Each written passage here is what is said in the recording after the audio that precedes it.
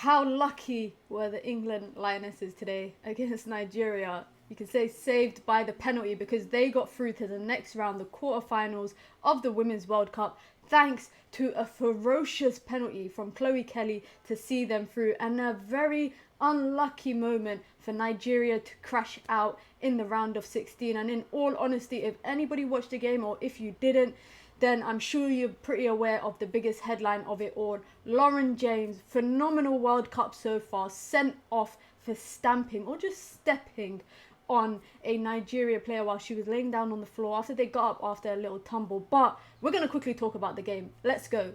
Now, the first thing is Lauren James's red card, and how does that actually impact England? Well, she is expected to have at least a one-game suspension. FIFA are currently meeting to decide whether it will be a 3-game suspension for reckless behaviour, similar to a red card that they gave against Nigeria's goalkeeper in the first game of the group stages. She ended up getting a 3-match ban, and it looks like it's more likely that Lauren James will also get a 3-match ban. And do you know what that means? Even if England make it to the final, that is the last that we've seen of Lauren James. Now, you can think of England players getting sent off at the World Cup, and what do they all have in common? They're all ex-Manchester United players, whether it's Wayne Rooney or David Beckham, and now Lauren James is the latest one to get a red card in a round of 16 for something very silly. Now, the reason why I'm saying it's silly is because Lauren James was clearly frustrated during the game. She struggled. She was woman marked, if you want to say it, absolutely taken out of the game tactically, and that's how Nigeria actually tackled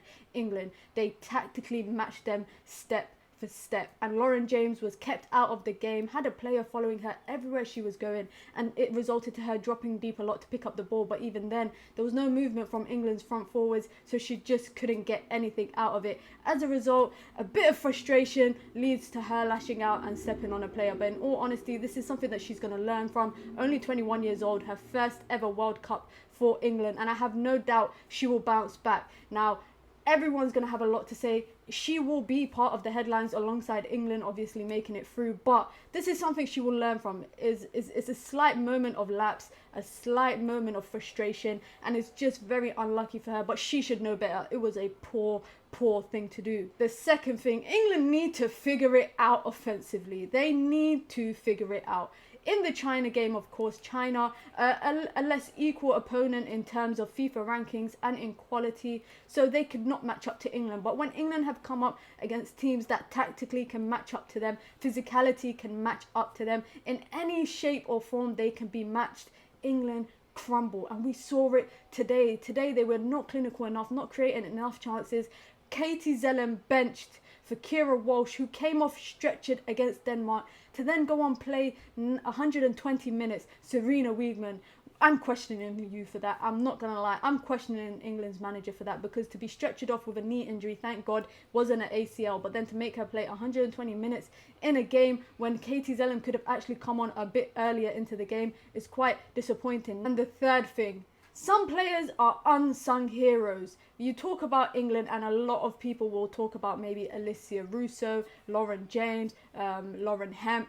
But Jess Carter deserves her flowers for what she did today, playing in a back three, and she absolutely bossed it. She is the real reason, in my opinion, that Nigeria did not score from open play, because defensively she was a rock. Of course, with Mary Earps behind her with some big saves in the game, I know Nigeria will be very disappointed that they couldn't come away from the win.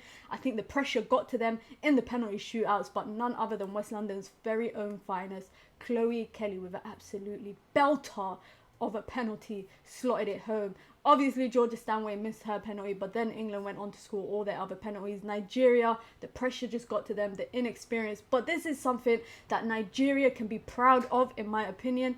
Africa can be proud of, and they can walk away knowing that they have what it takes to go toe-to-toe with the best teams in the world.